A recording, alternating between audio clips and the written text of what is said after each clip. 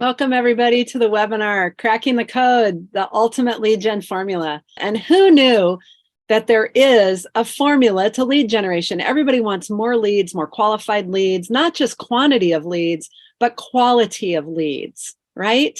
You want to know that when you bring leads into the process, that you can work them through their buying process and turn them into customers. And that is the goal. So before we start, I want to set all of this. It's while we start, but I want to set all of this in the understanding of the basic flow of online attraction, just to ground the whole conversation. So what we've got is we've got all of the ways that you attract traffic, right? How do you get eyeballs? How do you get reach? How do people know you exist? Well, you've got search engines, you've got social media, you've got directory listings. You could do geofencing ads, not just Google ads. I mean, there's all kinds of different options available, retargeting, that kind of thing. And the idea is that they come into they have links to your website, your landing pages, or your blog, maybe one or all three. And as you get their interest, as they show interest, you have something of value to them. They want to opt in to receive it. That generates a lead for you, and it goes into your lead database. This is best case scenario, right? A lot of people have forms and they go right into their inbox, but then you can't manage them very well over time. So we like automating this process. But at any rate, or you could say, call us, and some people will. Those people should also make it into your lead database. So that's the basic flow, okay? Just simplistically, all right?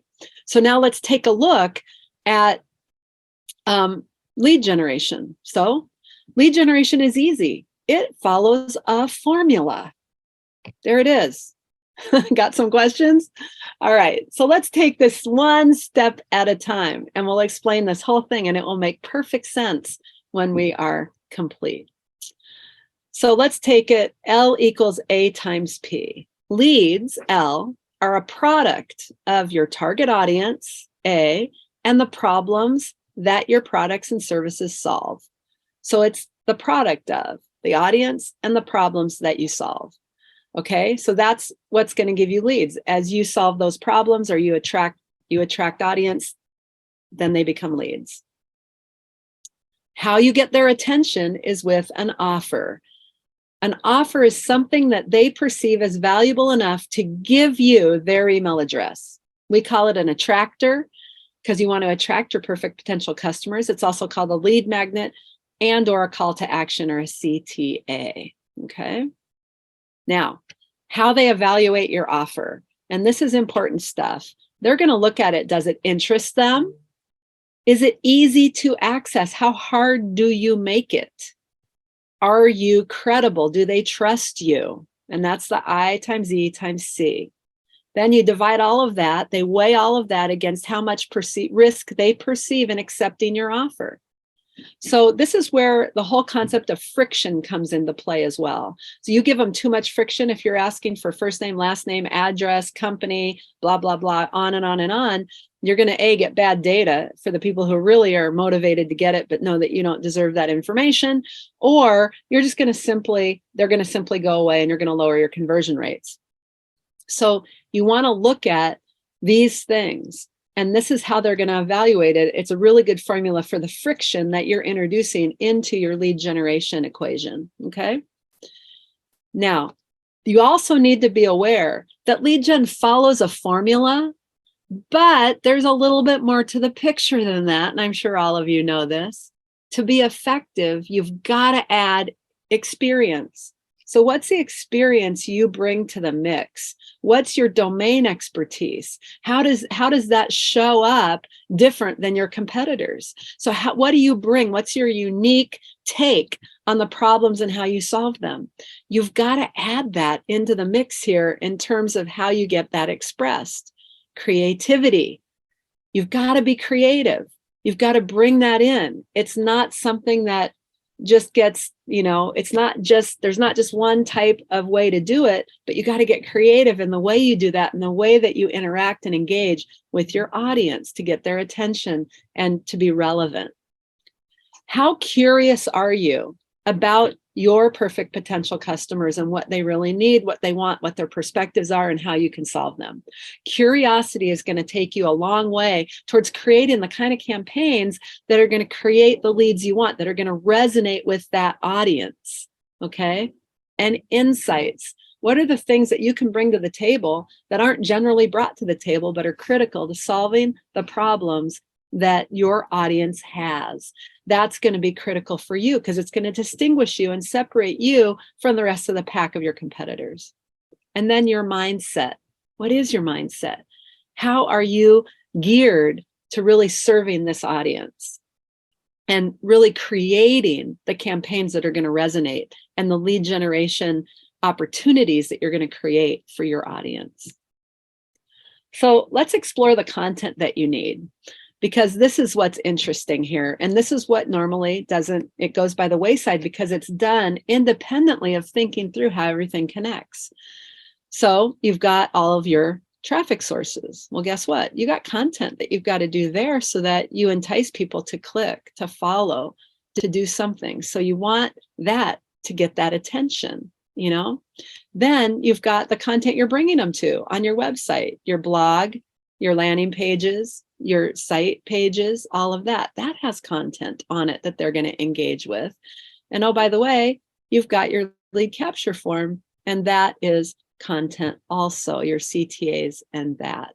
And then you've got your thank you page and your fulfillment emails and the way you follow up. And we're going to be getting into all of that. But all of that has content. So lead generation follows a formula, yes. But if you don't dial in these other aspects along the way so you have a flow that's optimized, you're not going to end up having a very effective lead gen engine, okay? So it's a progression. And with the right set of tools like Genu, it can be automated, which is really the only way to manage this flow well at scale. If there's any manual step involved, it will break down, okay? So now let's take a look at content because this is kind of fun. There are 3 flavors of content. There's content that focuses on gain, pleasure, or aspirations. It's the feel-good stuff. What does your specific target audience want most, and what do they desire the most? What would be their perfect end state? After working with you, what's their life look like, right? Do they have aspirations that you can tap into, professional prestige or accomplishments? If life were good, how would it look? These are the things that this content addresses, okay? Now, there's also content that lays out the logical argument or perspective. This is where you highlight pros and cons, show them the return on investment of your solution over competitors, provide a checklist that will have them see the benefits of your product and service in a way that makes sense. You give them proof of success through customer case studies, reviews, or testimonials. This is the logical side of things, okay? And then there's content that highlights fears or pain that your audience is or could be experiencing. You want to empathize with them about a specific pain they're experiencing, given their situation, tell a story they can relate to, illustrate how bad it can get if they don't take action soon, or provide success failure sets of case studies of who succeeded because they took action and someone who failed because they didn't. This is where you're kind of tapping into more of the emotional side of things, because we tend to have a lot more emotion that leads to action around this kind of situation. Now, which flavor is most effective at inspiring action, right? Well, let's take a look. Gain, pleasure, aspiration, appealing to that comes in at number 2. So if you look at the other 2, logic and reason, or fear and pain, which one do you think it is? So if we take a look, yep, fear and pain cause the majority of action most of the time. So what do I mean by that? Well, look into your life. When you think that you might have a cavity, do you go to the dentist? Or when you go to bite into something and it is so painful that you can't avoid it, do you go to the dentist? So when your pain is acute, you're going to take action. When something gets so uncomfortable that you can't continue in your current way of doing things, you change, you take action, you look for solutions. If you have an event that's a really big event that gets your attention and it's like, holy crap, we got to take action now, you take action, right? So it's the fear and the pain of not taking action, of what you're experiencing right now, that really causes us as human beings to move into action. Because otherwise everything's cool, right? So it doesn't mean that people don't act otherwise, but the majority of the time it's fear and pain. And once you make your call, then you quickly follow with the logic to support your choice. So make no mistake, the choice is made emotionally. Who do you feel most connected to? Who do you feel will solve your problem? Who did you like? It's all emotional that creates the choice. And then we follow up with logic and reason. I remember back in the day watching a thing on 60 Minutes, and it was a story about this guy who had an accident. And he got impaired in a part of his brain that they had to take some actions. They did some surgery, and the surgery was highly successful. But they noticed that the guy experienced just sitting, and he'd look at two pairs of socks for hours trying to figure out which one to put on. And they figured out that there's something they did in the surgery that they did that impacted his choice, his ability to feel emotion, because he lost the ability to actually feel emotion. And when he lost that, he lost the ability to make decisions, to actually choose, which was very, very, very interesting. So if you take all of that into account, then all of these three are super valuable and have to be considered in the way that you put your content out if you want to maximize your results. Just understand what causes what, how they fit together, how you can use them most effectively. And just remember, when you're looking at the fear and pain, the pain has to be worse than the risk associated with fixing it. And you want to tie back into, that ties right back into the formula. So content done well connects on an emotional level, is appropriate given where the lead is in their buying process, guides the lead in their buying journey. So you take them a step at a time. Notice that you want, a lot of times as marketers, what we want to do is we want to take someone in position A at the beginning of their journey and take them all the way to the end, right? You just want to take them a mile. Well, think, instead of trying to pull them a mile, just take them an inch, make a difference with them. And they'll want to take the next inch and the next inch and the next inch. So you want to think a little bit differently in the way you're guiding them. So you want to guide the leads in their buying journey. And an inch is much easier to sell. Stepping into something easily, try it out, have the win. It's going to also build relationship with your leads. So ask them to take action along the way. Those people that take the action you're connecting with. So you can't just talk to people. You've got to have ways for them to take action that are meaningful. And that's where your calls to action get filtered in. You want to build authority, relationship, and trust.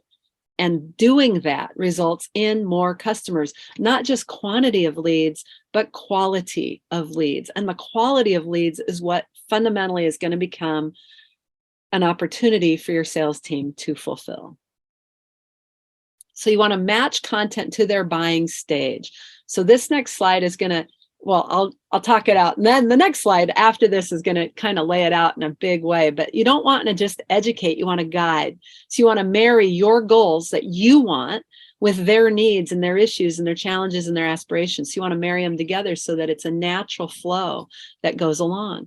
You want to design and assemble content pathways that give leads what they want and delivers on your end game.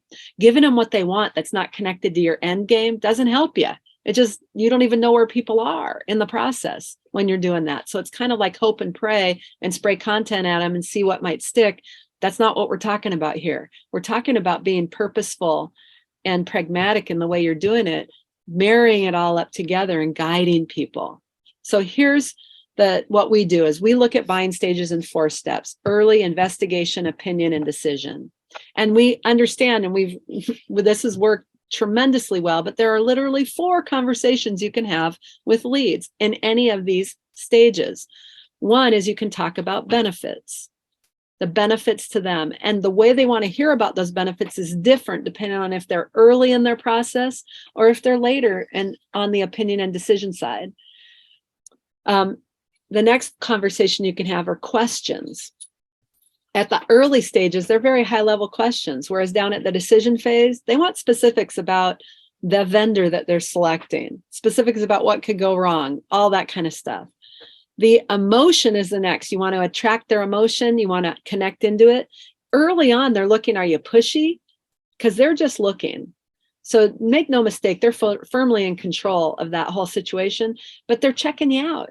And as they move forward in the investigation, they're learning, they're curious, but they're still in control. And all the way through the process, but they want, as they move into opinion, now they want advice. So think about the kind of content and how different it goes as people move through their buying process, their buying journey.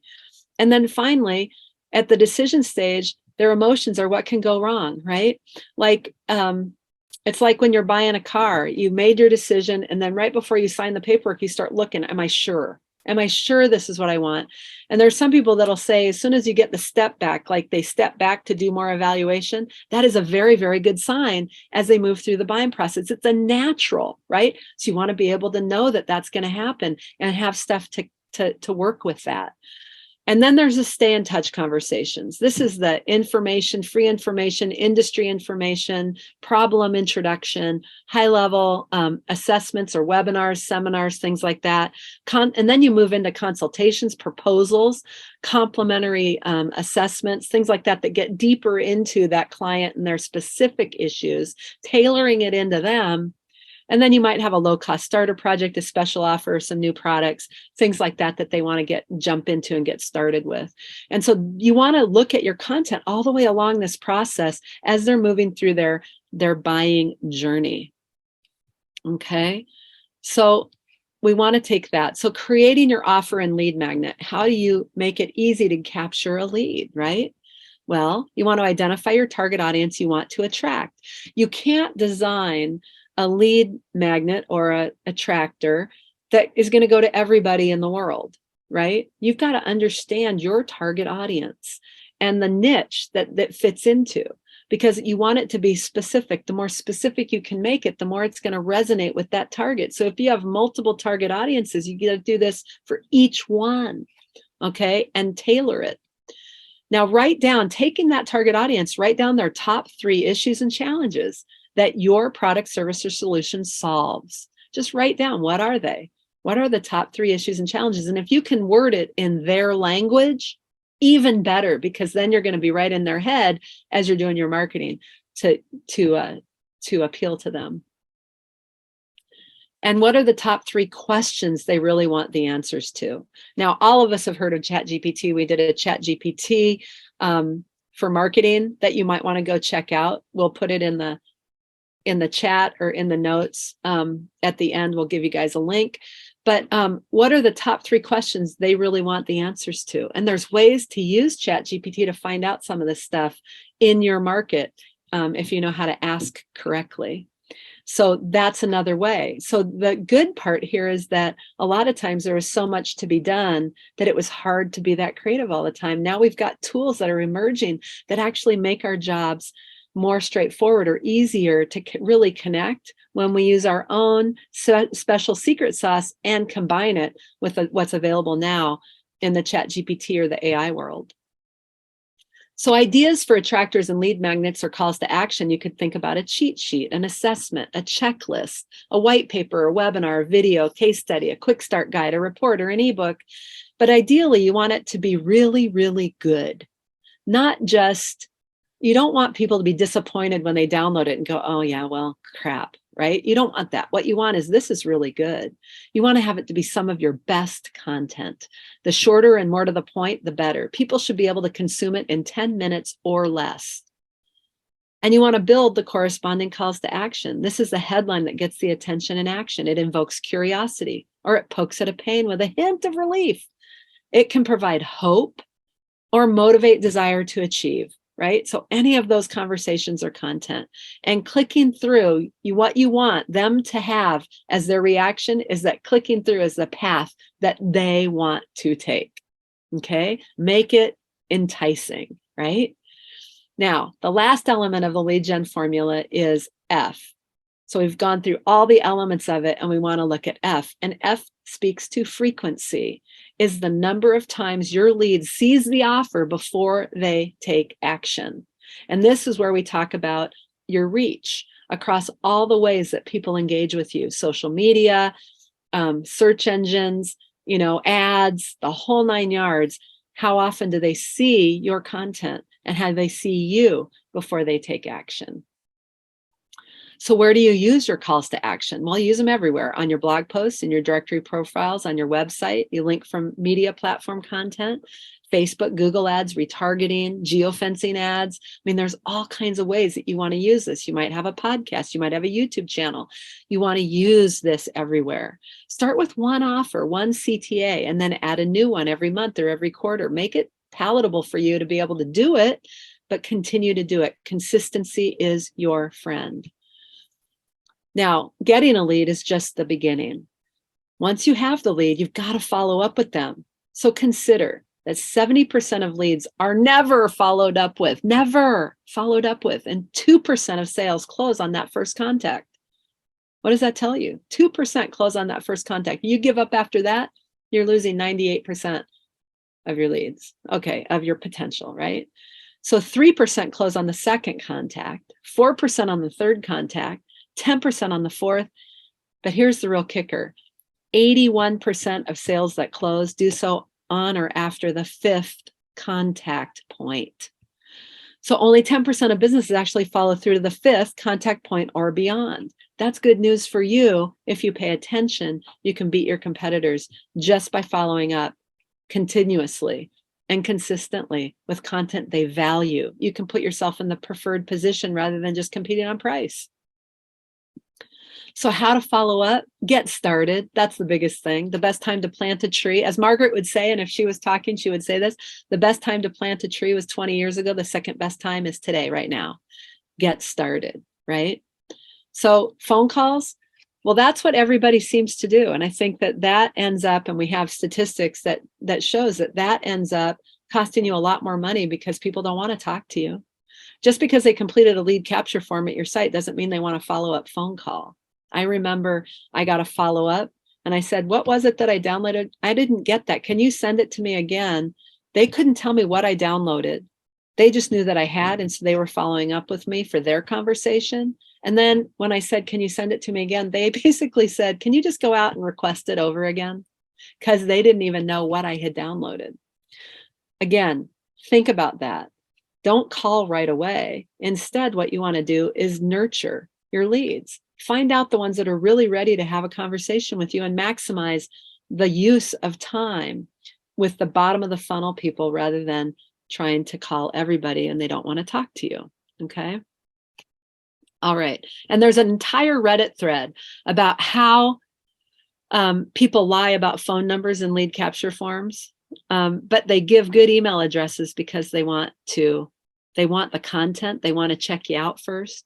So you want to be able to follow up with a really good nurturing sequence. So let's talk about how to think about it. Now, here's the big picture. You give an offer, right? And the lead responds to the offer and completes a lead capture form going through a landing page. That data goes into your lead database, and then you email them with the download that they requested, so you know their email is good. And then you trigger them into a nurturing sequence. And when you trigger them into a nurturing sequence, you're going to have some number of emails. I just have 10 represented here. And the first one is welcome and the benefits of what it is that they just downloaded. And the next 8, imagine that they downloaded a checklist, or they downloaded a white paper or an ebook that has multiple points. Recast the points from that download into relevant items and blog articles and things you can point to take them right through it, because the majority of people who download things don't actually even read it, let alone engage with it. So use that to your advantage to keep them educated because you know they're interested. And then as you get to the end of that sequence, you might entice them into something else that they could download that would follow along, or be something else that, given their interest, they'd also be interested in. And then finally, you can offer them a free consult. The people who take you up on that second piece, awesome. You could repeat the process with them, right? So you could do all of this. Now, distribute content beyond your blog. Where do you start? Well, we've assembled a step-by-step guide for you on this one. And you can access it through our blog post, How the Info Snack Habit Leaves Your Brand Forgotten. And I have a link here for you. And that is something that you can copy or take a snapshot of, but go out there and we literally follow out how to distribute content beyond that blog. Use your content, get it out there, expand your reach, and it gives you good ideas for how to do that. So with that said, we're literally pretty much almost at time. Are there any questions that you have? Just enter them into the Q&A panel and we can go ahead and address those for you. Are there any questions? Hey, Kim. Yeah. Sorry, everyone. One of the questions was a bit panicky. Are nurturing sequences supposed to really be 10 emails? Yeah, no, sometimes there are only 3 emails. Sometimes there are only 4 emails. What you want to do is look at the content that you've got. What did they download and how can you deepen it for them? So that's one way to look at that. But you get to dictate. We like to say no less than 3, but think about it. 2 contacts, 3 contacts. After 5 contacts and engagements, people buy. So you want to look at how you engage over time forever and always. So this is something that whether it's 3, 4, 5, however you do it, you want to never stop. And we actually have a complete email engagement blueprint that we have and available in our Email Expert Academy program that you could actually take a look at, that walks you through your options there and how to really make it manageable for you.